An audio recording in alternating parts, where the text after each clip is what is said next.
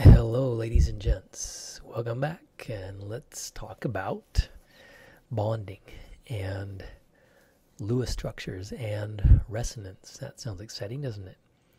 Well, first of all, when I count up valence electrons, I'm referring back in my mind to this, that the first family has one valence electron, second family has 2, 3, 4, 5. These are called the main group elements. We've left out the transition metals.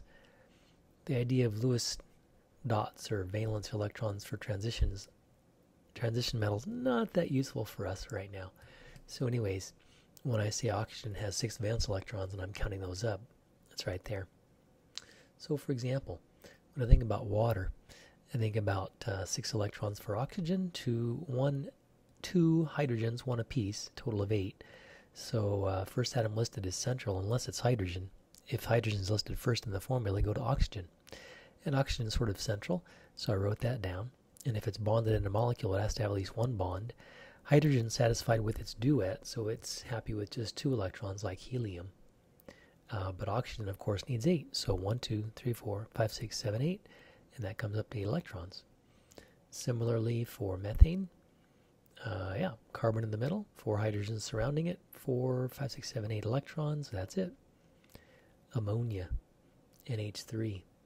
5, 6, 7, 8 electrons. The hydrogens go around surrounding the nitrogen. First atom listed is central. Nitrogen central. Hydrogen only wants 2 electrons, a duet. Nitrogen, though, would certainly like 8. So I go 1, 2, 3, 4, 5, 6, 7, 8. HCl. 7 valence electrons, 1 valence electron. Total of 8. 1, 2, 3, 4, 5, 6, 7, 8. Chlorine gets its octet. Hydrogen gets its duet. Seems pretty content, although HCl is a kind of reactive gas or a concentrated acid, can be concentrated strong acid. Carbon tetrachloride, 4 chlorines, 7 apiece, valence electrons, 4 valence electrons for carbon, 32 altogether. Carbon goes in the middle, chlorines surround, 2, 4, 6, 8, 2, 4, 6, 8, 2, 4, 6, 8, 2, 4, 6, 8. I think that adds up to 32. Similarly, and we're looking for patterns, right? What's in the same family as carbon? Well, silicon is, for one thing. And what's in the same family as chlorine? Well, bromine is, iodine, fluorine. So how about this? Replace carbon with silicon, replace chlorine with bromine, and you get exactly the same structure.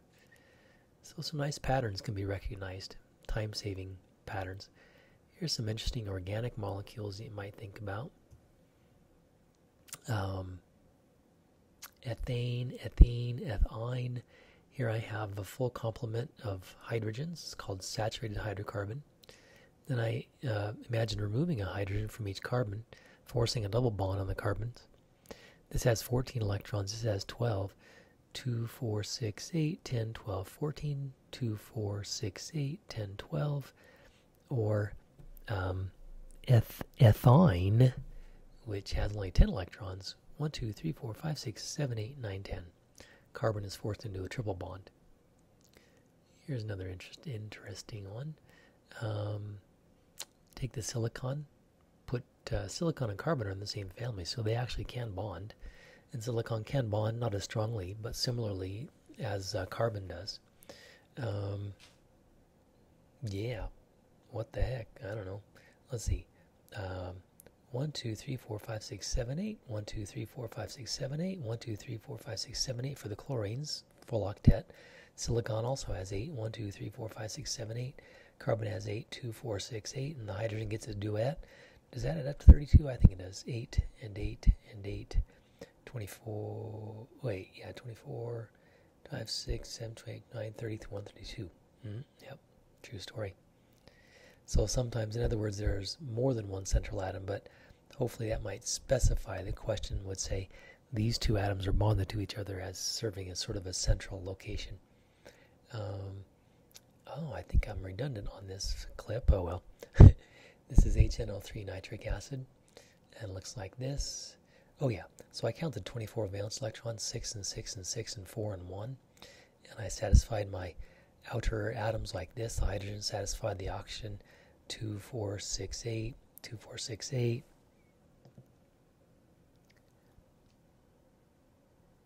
Sorry about that. got distracted. But look at the nitrogen. It's not quite satisfied. Oh, what in the heck? That's a typo. I gotta go fix that. So what should I do to that nitrogen? There's 1, 2, 3, 4, 5, 6. I'm gonna have to swipe off one of these lone pairs and bring it down there and share with the nitrogen. This is wrong. Wrong-o. I'm gonna have to change that PDF. What would the nitrate ion look like? Well, 24 electrons. Oops, there's a little minus there. Dang, I'm making all kinds of mistakes on this one. 24 electrons, E minuses. That extra negative there was added, so this has 5. Add an extra one for 6 times 4, basically 24 electrons. So nitrogen's central, oxygens fill in, extra negative all about. But you know what? That nitrogen is still not happy. So I could swipe down any one of those lone pairs off of any of the oxygens and say, let's imagine that this one's forced to share a little bit extra. But why did I pick this one? Why didn't I pick this one? Or why did I pick this one? And the answer is yes, I should, I could, I would. And as a matter of fact, in the polyatomic anion nitrate, that extra bonding is not in one specific location. It's actually smeared amongst all the oxygen-nitrogen connections. It's called resonance. We'll get to more of that in a second. Here's a famous molecule, the vinegar molecule. 24 electrons. I counted them up. Carbon's central, bonding to the oxygens, something like this. When I start to fill in my valence electrons on the oxygen especially, I find this has to be one of these has to be a double bond. And the easiest way to do that is like this. Another way to say that is if this H plus, being an acid, were to leave, and the H plus leaves and leaves behind its lone pair on the oxygen, it ends up looking something like this. But when it does that, it might leave the full 8 on this oxygen, or it might flip back and forth between. I shouldn't say flip back and forth. Actually, they coexist at the same time. So this acetate ion is very, very stable, and that's because this and this are like the same type of bond. It's not a single. It's not a double. It's called believe it or not, a 1.5 bond. That's a crazy idea. Let's see. Oh yeah, if you don't have enough electrons to go around, then you force some double bonding. So if I satisfy my oxygens on carbon dioxide, that's all well and good, but the carbon's not satisfied. So I would maybe swipe in one of these and one of these lone pairs and force some double bonding. This is very much more favored than, say, taking a triple bond and a single bond on the other side. This also satisfies the octets for everyone and the 16 valence electron count, but these two aren't so favorable. If it exists sort of like it for a second, for a nano moment, it wouldn't last this way very long. It would want to flip right back to this. We'll talk about that in class, or maybe a future video with what we call formal charge. Similarly, for carbon disulfide or silicon dioxide, anything in the same families as carbon and oxygen would behave similarly to carbon dioxide.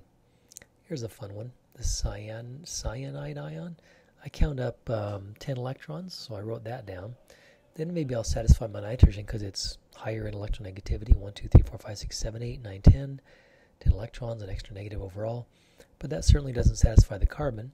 Let me try swiping off one of those lone pairs and forcing it down into a double bond. That makes the carbon a little bit more stable, but still the carbon needs 2 more. So you might guess I swipe off one of those and make it fall down, or imagine that it's coming to in between the carbon-nitrogen share, and voila.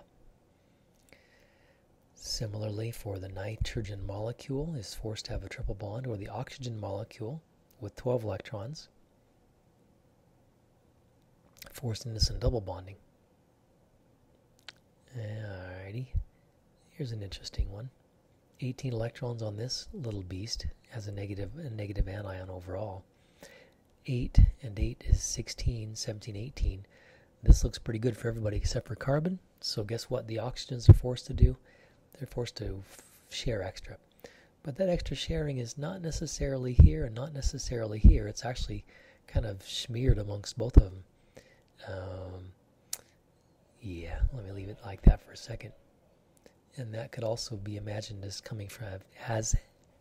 having had come from an acid where that organic bioacid, or that hydrogen was attached to an oxygen. Or if you're deficient in your bonding, like hydrogen always likes to be deficient. Another example of deficiency is boron. Boron is the prime example of a molecule that's deficient in its...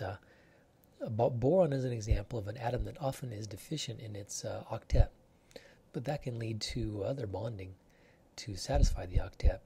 Like if this BH3, BF3, BCl3, BI3, take your pick, were to come in contact with another lone pair somewhere, they would attract each other and possibly form a bond. This makes boron trichloride, boron trifluoride, boron trihydride, what we call an electrophile. It loves electrons, is looking for electrons to bond with. Extra electrons, if you count up the electrons and start to do your bonding, 34 electrons for sulfur tetrafluoride. Extra electrons actually are placed on the central atom. That's 2468, 2468, 2468, 2468 for a total of 32, 33, 34. So that sulfur is expanding its octet, taking on more lone pairs, bonding pairs than it normally would. Same for xenon tetrafluoride. It goes crazy in its bonding. It ends up with 4 bonds to the fluorines and 2 extra lone pairs to make up a total of 36 electrons on that central xenon. Crazy, I tell you, it's crazy. Alright, one more little ditty on resonance. It's just great. Oh, I think I used this example previously, didn't I? So if I say nitrate is a stable ion, and it is, one reason why it is so stable is the resonance helps stabilize it. I don't want to draw the double bond just here or just here or just here. It's kind of a limitation of my drawing of Lewis structures to say that double bond is actually kind of existing all over the place at the same time. So I can't really draw that easily. Sometimes it's drawn like this. It's not in a single location. It's like smearing around all at once. Imagining the electrons to be wave-like, maybe that's why the wave can smear its probability over the entire group of atoms. The way we count it is there's 1, 2, 3, 4 bonds, but there are only 3 connections. So 4 compared to 3 is called a bond order of 4/3 or 1 1/3. Here's the nitrite ion in a similar fashion, 18 valence electrons. And it ends up that I have to share extra between the nitrogen and oxygen again. And there's 1, 2, 3 bonds shared amongst 2 connections, and that ends up being a bond order of 1.5. So it's not a single bond, it's not a double bond, it's a 1.5 bonds. Didn't I just do the carbonate a minute ago? I think I did. Man, I'm redundant. I got to go back and fix some junk on this PDF. That's alright, you're listening to it. It's all good. Same story. 1, 2, 3, 4 shared bonds shared amongst 3 connections. 4 bonds divided amongst 3 connections. Bond order is 4/3. Here's a really cool and bizarre resonance structure for ozone. Oxygen with 3 oxygens in the molecule, 18 valence electrons. Ends up having to look like this. So I'm forced into some extra sharing either here and or here. And the resonance helps stabilize the molecule. But in space it probably would look like this, where it kind of flips. It's kind of like this, it's kind of like this, kind of like this, kind of like this, all at the same time. So this is a really weird one. So we have a non-polar bond, but a polar molecule. Oxygen is equal in electronegativity to each other.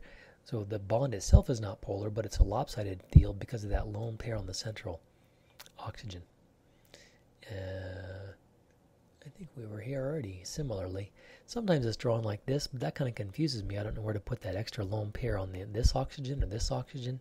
So that you'll see that done in some books, but that, like I said, kind of confuses me. It does stabilize the molecule quite a bit, though. Resonance does. The final example I have is the resonance of benzene, a ring of 6 carbons with single double bonding around, diminished numbers of hydrogens on the carbons, but the carbon still gets 4 bonds. I draw it like this, I draw it like this. What is it? How does it exist? And the answer is yes, it exists like this and like this simultaneously. So I can't really draw it very well is what I'm saying. So I draw both of them to make everybody happy and to mention the fact that it's in a resonance form, resonance structure. But the most common way to draw it is like this. Sort of like this, but more importantly like this. It's hugely important in all kinds of biomolecules. Thanks, guys. That's a mouthful. Have a good one, and I'll see you in class.